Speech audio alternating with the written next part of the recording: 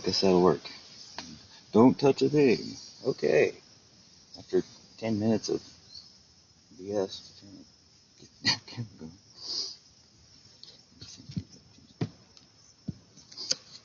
All right. Nudity. Lots of hot water here. It's really hot too. Really hot.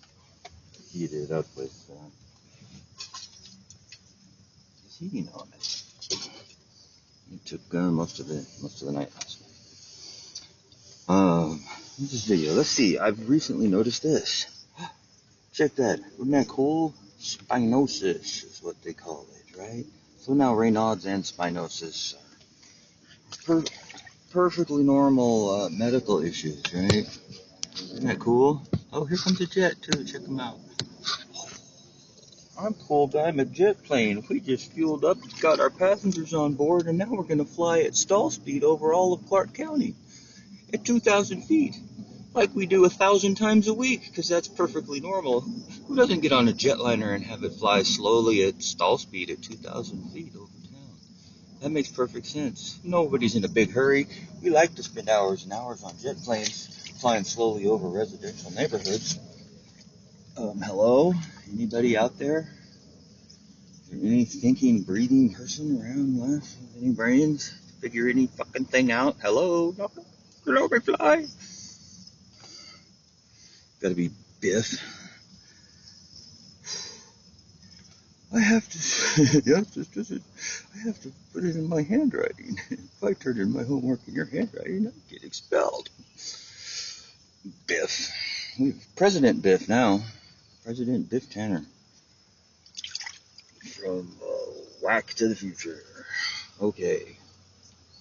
Spinosis and Raynaud's with the Morgellons. Because, why not? Perfectly normal. Probably a result of having too much Pepsi Cola in the 90s, or that time I tried drugs at that party. Oh God, I knew it. Now I got raging ass cancer, and it's all my fault.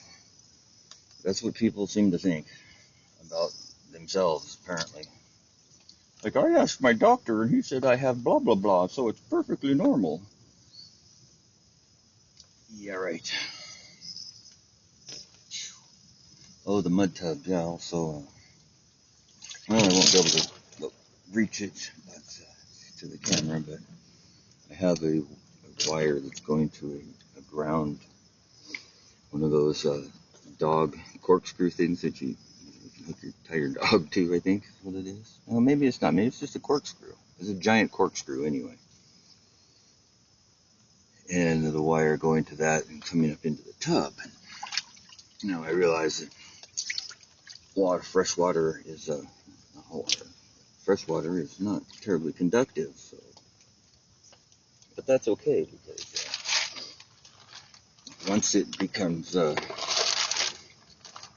gets some good dirt and mud, this is clay here, once it gets some minerals in it, it will become conductive, or actually a semiconductor, and that will, this is actually molding clay or whatever, ceramics.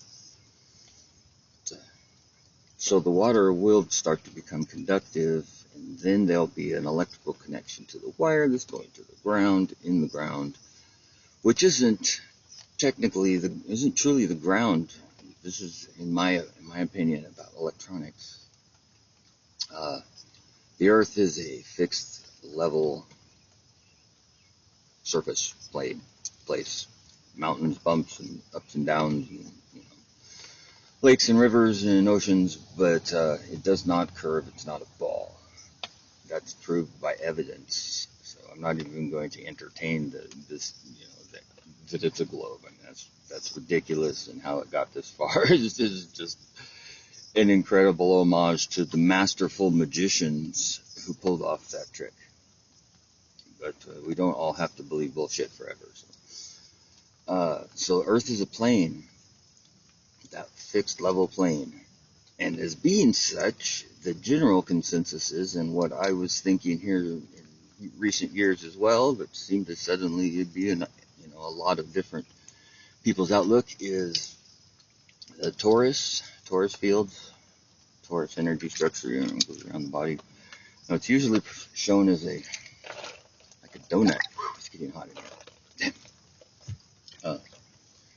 With an opening at your head and the other at your bottom, and the energy flows inward from the top out the bottom, and that explains some of the physiology of living things.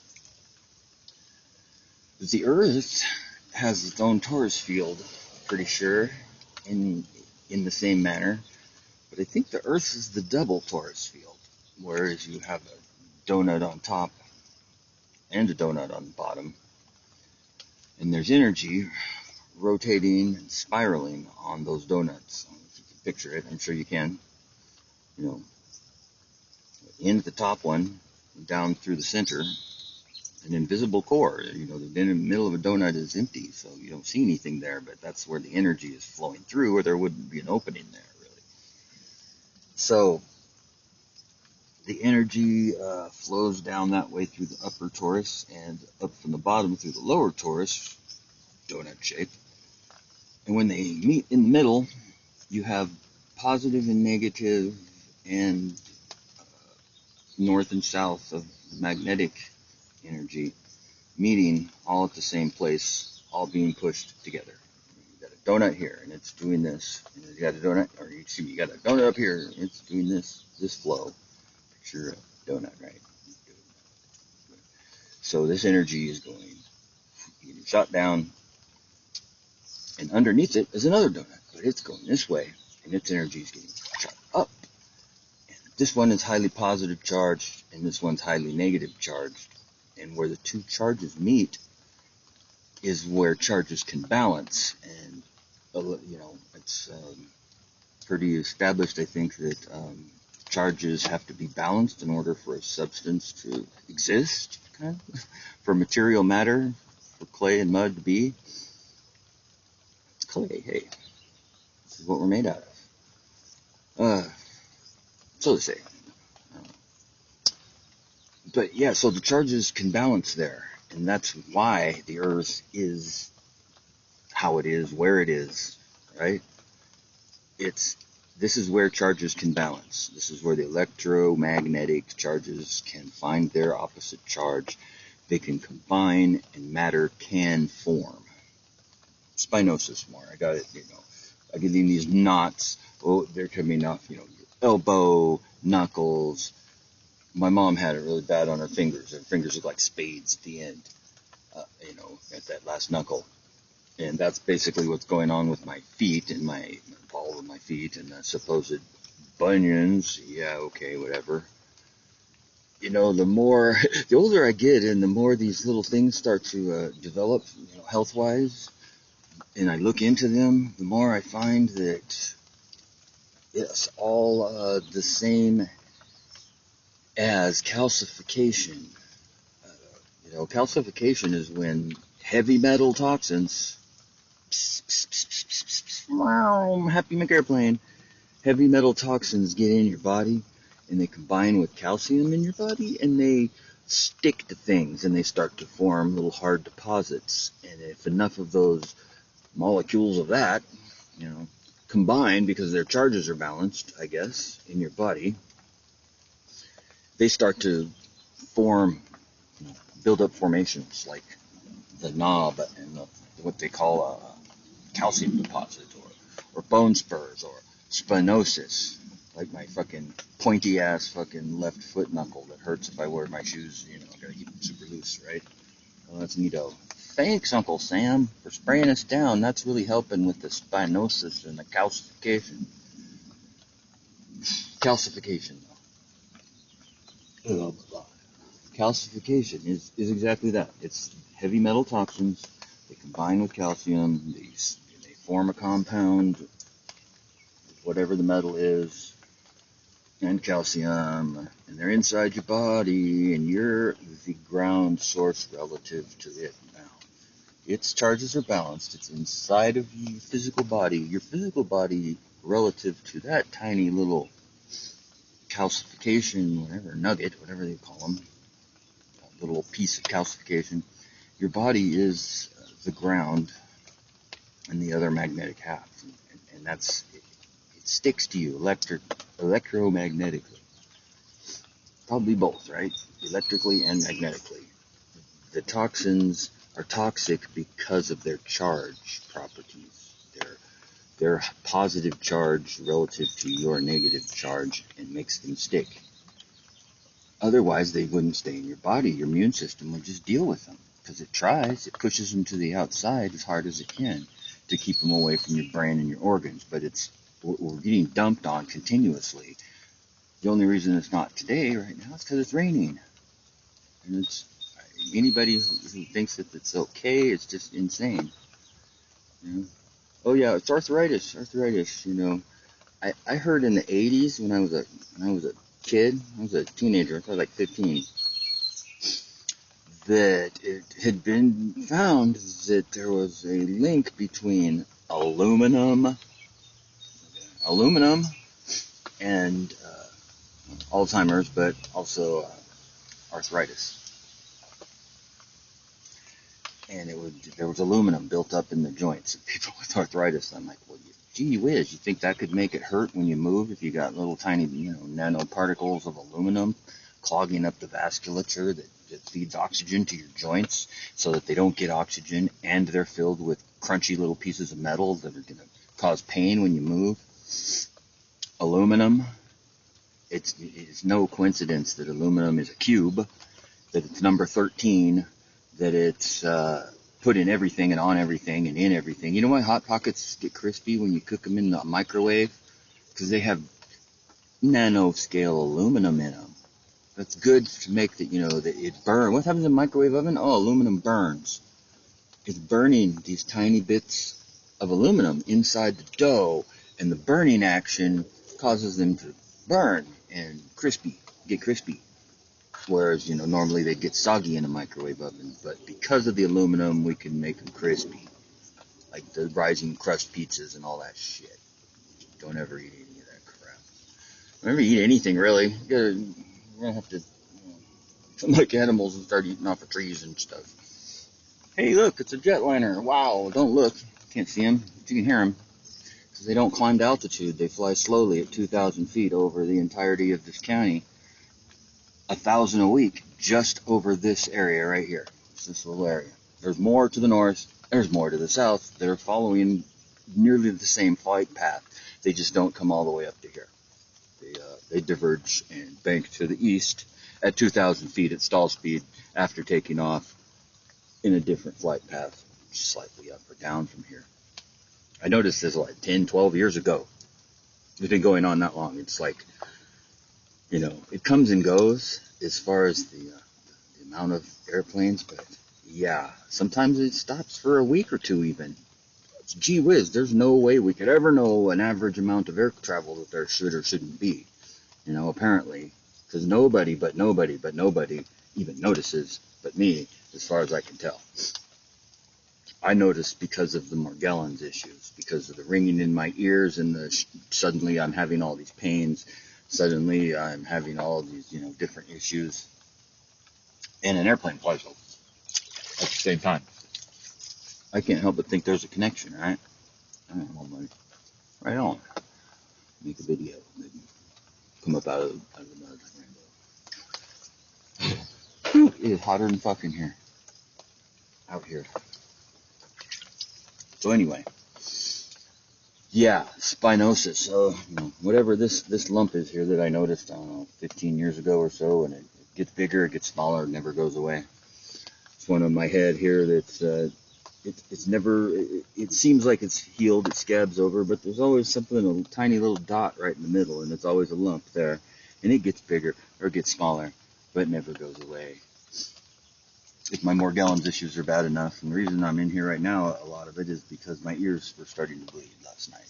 My earlobe on the surface builds a little crust thing, but you can't see it. You look at it, it's all the same color, it's all the same texture. You might notice like it looks like maybe, just a little texture of skin changed. It's noticeable, but I can run my fingernail over it and totally feel it. It's like an invisible or translucent scab and my ear is swollen underneath, and it will just, if I don't scratch it off and let it drip out its whatever fluid that looks kind of like blood but isn't blood, if I don't do that, it will continue to swell until it just spontaneously leaks out the blood all by itself. It's like an infected blood under my skin.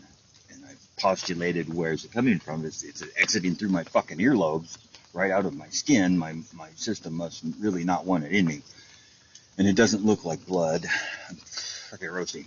Whew. I think I need some water here. This is probably 130 degrees when I got in it. Hey, it's a jetliner flying slowly over at 2,000 feet. Isn't that awesome? Sure is great living in America. Hi guys, how you doing? Oh, what? You just took off from Portland? Well, you enjoy your flight over Vancouver and then to wherever you're going. Come on. This hose leaves nasty taste in the water if the water's been in there for a length of time, so I kind of run it for a minute first before I drink any. Otherwise it'll taste funny. I don't like this hose, but only when I got back here. Wow, that was cool, Mr. McJetplane. I tend to notice the airplanes in their flight path and how many of them there were because my ears would ring and I'd suddenly have pain and in different locations. My leg would give out, my knee would start hurting, my eyebrow or my fucking earlobe would hurt like a piranha's chewing on my earlobe, and it would start to drip this translucent red orange blood, let's call it, but it's obviously not blood because it's not red, it's just kind of red because it's from under my skin, right? Being totally obviously infected. I began to notice some of the symptoms that became the Morgellons years before that. They just weren't nearly as severe, so I didn't connect them to anything larger. But even having a cold sore is a form of its issue. That's what it's like. That's what it's like when my ear would bleed. It would have a sensation underneath, under my eyebrow, and it still happens. That's why I do the fire thing, because that staves it off. I'm burning something off with my dermis in my head, especially, that comes out a lot through the follicles, apparently, because of voluminous clouds of smoke come off. But I've got no hair to burn, but I could burn the stuff causing voluminous clouds of smoke to come off for hours. I've done it for hours, and it smokes every time. Poof, smoke, poof, smoke, poof, smoke. I have the torch, poof, smoke, poof, smoke, poof, smoke. But yet the little tiny hairs that are left there, they never change at that point. I digress. What the fuck was that? The airplanes, the connection with the Morgellon, the medical industrial complex that's taken over the world.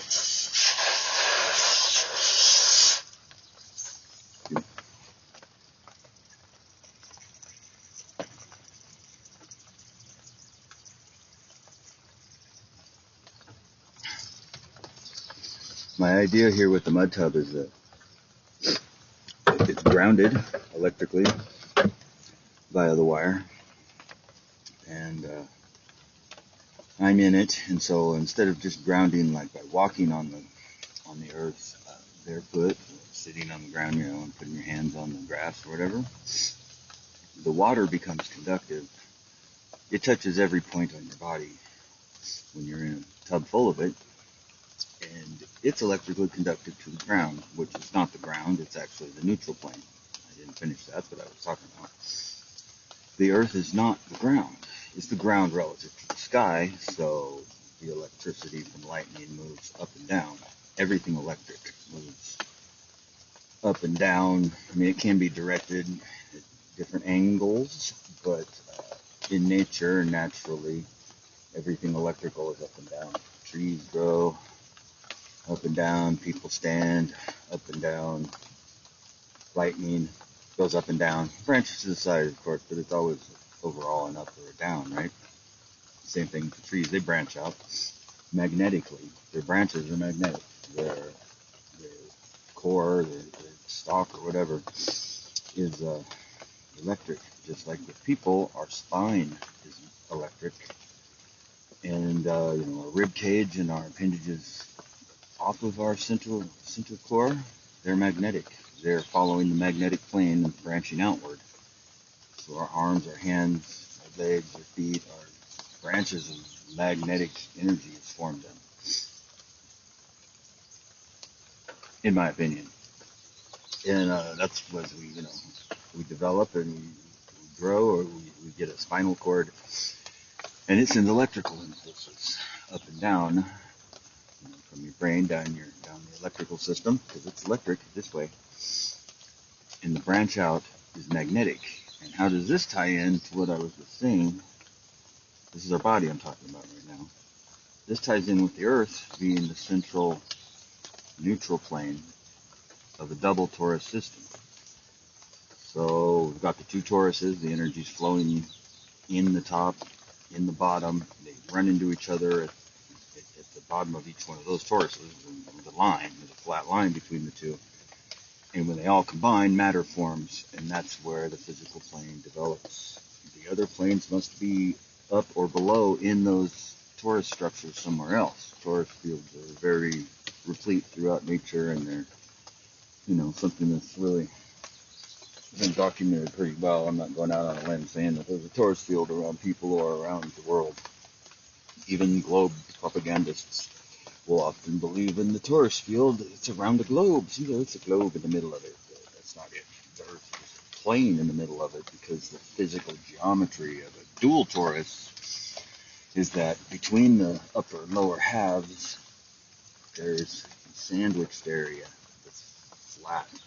Putting this on my spinosus on my shoulders, my calcium deposits. I guess it's only spinosus if it's in your fingers and your toes or your elbows.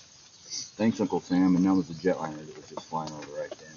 Wasn't quite as loud, but it was giving me some brain fog, actually. So anyway, where was I now? Oh, the toruses. I think I described that well enough. You got the upper donut, lower donut. Between the donuts, there's a line. Energy hits each other in the center point, fans out in a rotation. That's the magnetic plane. North is in the center, where the energy is all coming in at from both sides. And south is everywhere else around the outer edge, which could be an ice wall, like they say, or it could be, we're just surrounded by ice because the sun melted it. Excuse me. I gotta get up there. I'm roasting. So we're in a little pond on the ice, maybe. I don't know. And that's the ice wall, and then that's a bigger system.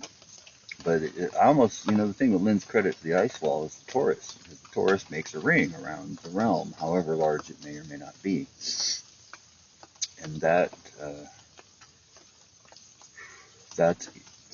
fits in line with the ice wall ring theory. However, I'm really digressing now. I'm going to have to stop the video because I'm like roasting. That's part of the mud tub thing, though, besides the conductivity. It's got my nipples. That was air in my sweats, not shit. The tub was get in it when it's so hot you really can't stand it. It was quite hot, and it'll make you sweat, like if you're in a sauna or a steam bath. So that's healthy for you as far as removing toxins, because that's our number one problem in this world now, probably since the beginning of time. The evil overlords realized that if we flood everything with metal toxins all the time, people will become so sick and ill with different disorders that it consumes most of their time, and they'll barely be able to survive. That way they don't pose a threat to anybody who's in power, right?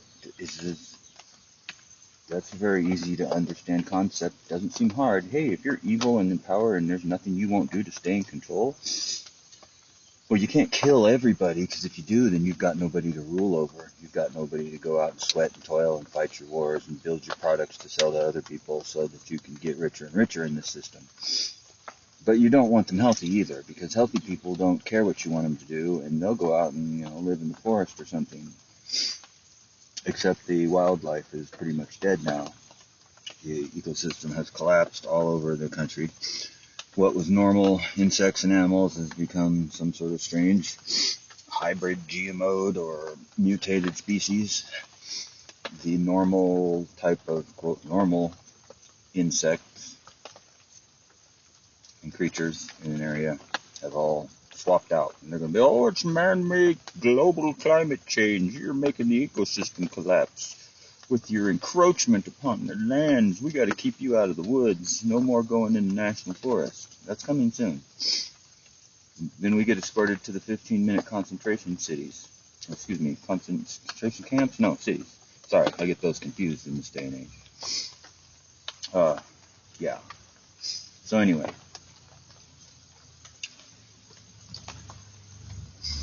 There's a known action of mud being an exfoliant, drawing toxins out of your body, out through skin. So skin is a sponge. It's like a sponge in its own right.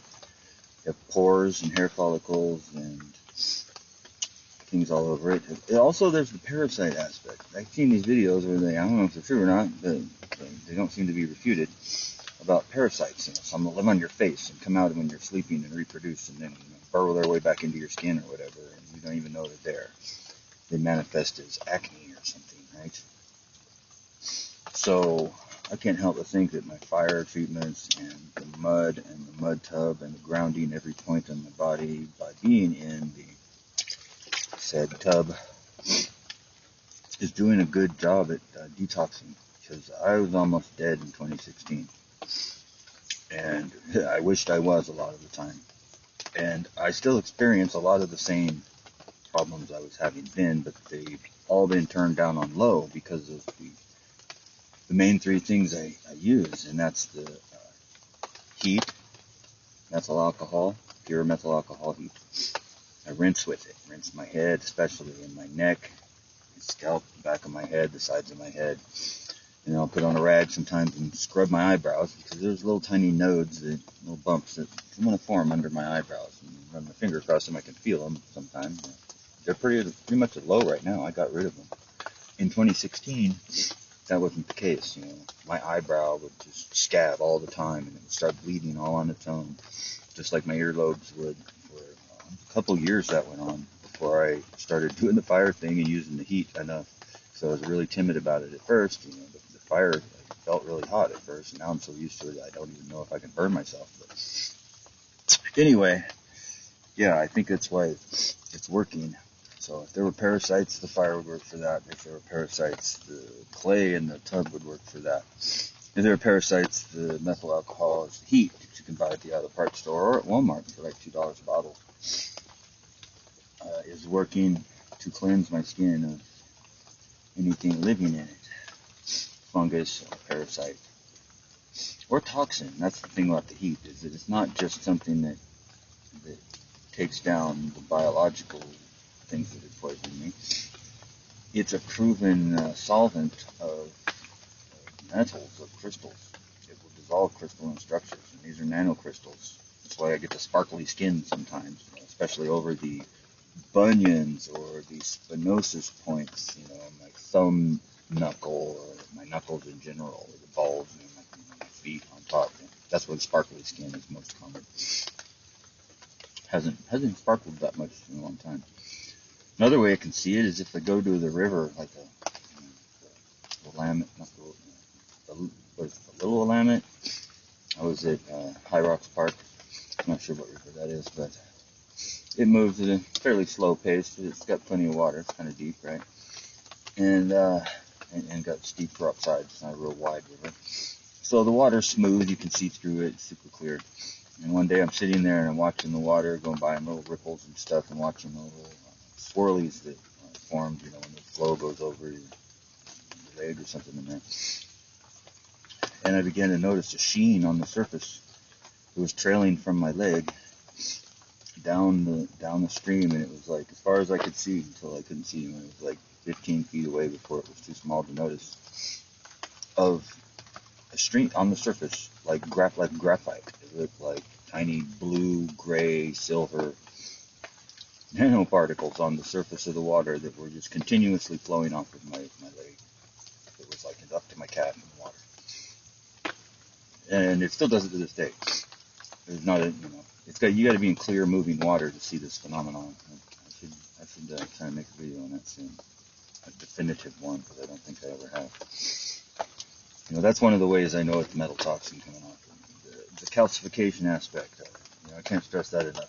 All the disorders and diseases that are plaguing people right now have a common symptomology with heavy metal toxicity. The white hair, the brain fog, the hypersensitivity things. They have connections with all the things that Morgellons has as well.